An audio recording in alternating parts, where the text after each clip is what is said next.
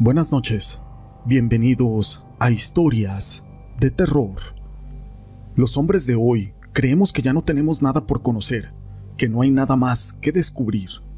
Vamos a conocer historias y experiencias, situaciones que ocurren del más allá y también de lo sobrenatural.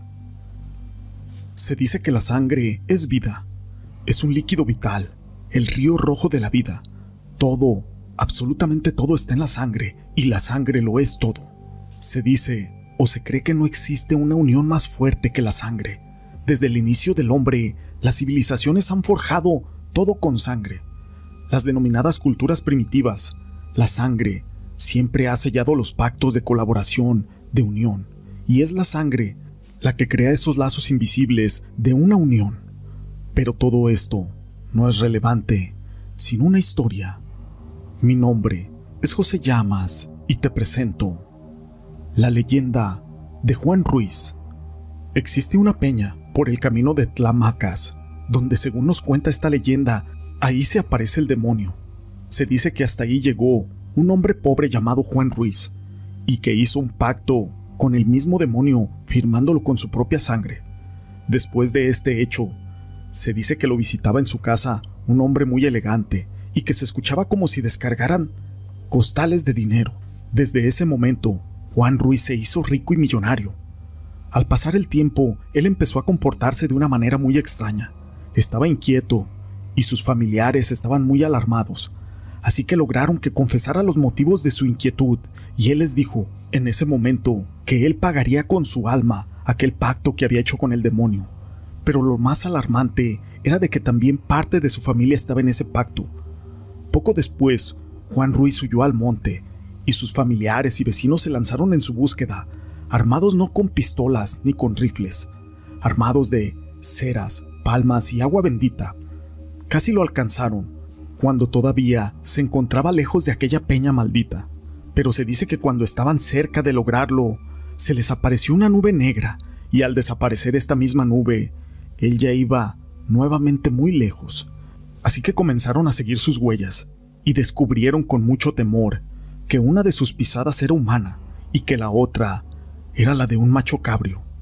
Después encontraron uno de sus guaraches, y al llegar a la cueva de la peña, encontraron el otro guarache. Las pisadas que hallaron eran totalmente de una bestia, y en la peña, a la entrada de aquella cueva había un letrero escrito con sangre que decía: aquí en esta cueva se da de alta a Juan Ruiz. La gente regresó al pueblo, ya que nada pudieron hacer. Con el paso del tiempo, la familia de Juan Ruiz volvió a quedar otra vez en la pobreza.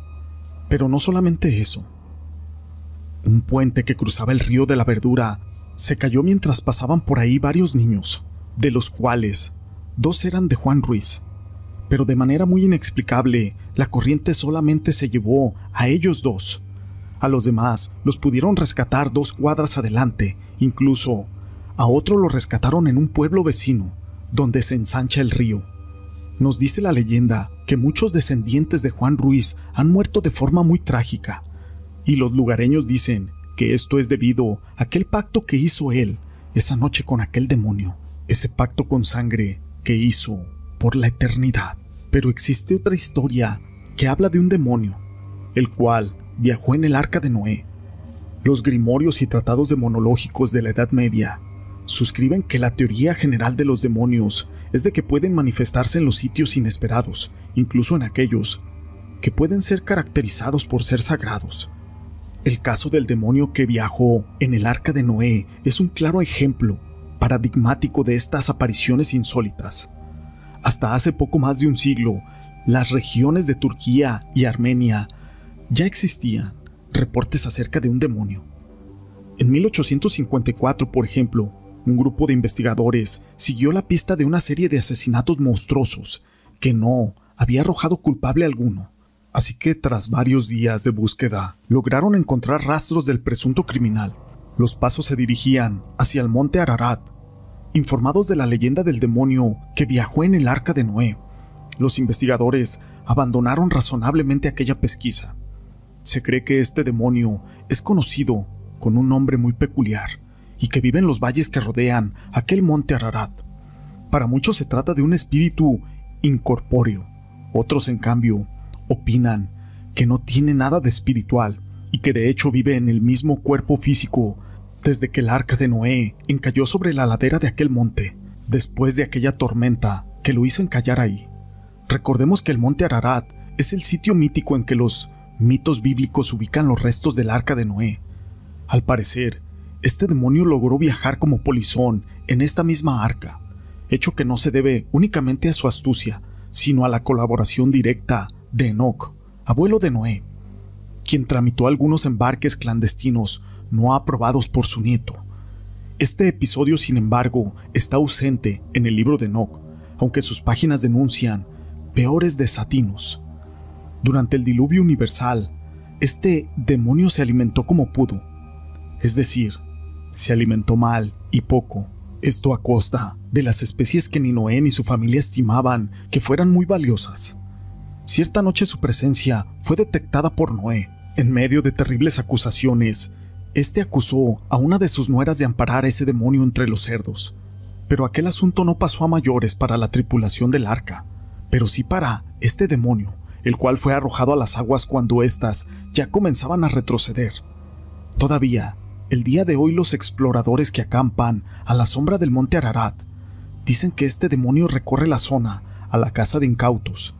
La mayoría, sin embargo, está a salvo de sus ataques, ya que este demonio estima especialmente la sangre de los hombres de mar. Esta historia la quise compartir con ustedes, pero el día de hoy tenemos una historia más. La siguiente historia lleva por nombre La niña de la escalera. Ya hace algunos años, en una linda casa en medio del campo, vivía una familia de 3 hijos y su madre, la cual se unió al poco tiempo con un hombre, convirtiéndolo en el padrastro de estos pequeños. Pero este tipo era muy violento, maltrataba a los niños sin razón, les quitaba sus alimentos, les negaba incluso el agua, hasta los golpeaba solo por gusto. Aunque trataba muy mal a los 3 niños, parecía tener un odio mayor o un odio especial por la hija de 10 años, a quien golpeaba de manera muy salvaje. Hasta un día llegó el punto de arrojarla por las escaleras. Aquella pequeña, desgraciadamente, murió en aquel momento. Para no enfrentar el castigo por lo ocurrido, el resto de la familia huyó a alguna ciudad que se desconoce. La casa pasó a manos de otra familia, que duró muy poco tiempo en ella, pues escuchaban a menudo aquella voz de esa pequeña pidiendo ayuda. Las siguientes personas que habitaron esa casa se quedaron el tiempo suficiente para escucharla llorar y gritar en medio de la noche, hablando cuando la gente estaba de espaldas, y al voltear no podías ver nada.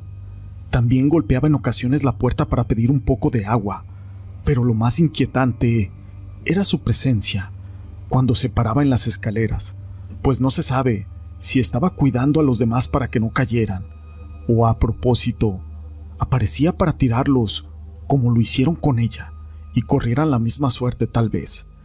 Siguen sin conocerse sus intenciones, pues hasta el momento el hecho de verla para muchas familias ha sido suficiente, y aquella casa permanece abandonada porque esa niña estará ahí por siempre. Estas historias las quise compartir con ustedes. Si te han gustado, déjame tu pulgar arriba. No olvides en dejar tus comentarios.